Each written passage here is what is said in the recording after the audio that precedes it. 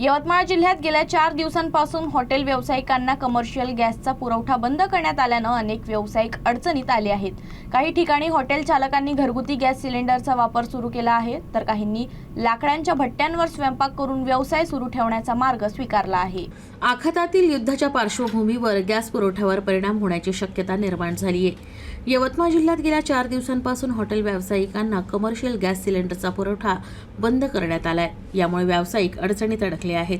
यवतमाळ जिल्ह्यातील आर्णी शहरात काही हॉटेल व्यावसायिकांनी अनोखी शक्कल लढवत घरगुती गॅस सिलेंडरचा वापर करून हॉटेल व्यवसाय सुरू ठेवल्याचं दिसतंय, तर काही ठिकाणी हॉटेल चालकांनी लाकडाच्या भट्ट्या पेटून स्वयंपाक करण्यास सुरुवात केली आहे। यवतमाळ जिल्ह्यात सुमारे 7,70,000 गॅस सिलेंडर धारक आहेत। जिल्ह्यातील 47 गॅस एजन्सीकडे दररोज गॅस वाहनं दाखल होत असली तरी वाढलेल्या मागणीमुळे ताण निर्माण झाला आहे। तर येत्या काळात नागरिकांना सिलेंडर टंचाईचा सामना करावा लागेल अशी शक्यता वर्तवली जाते।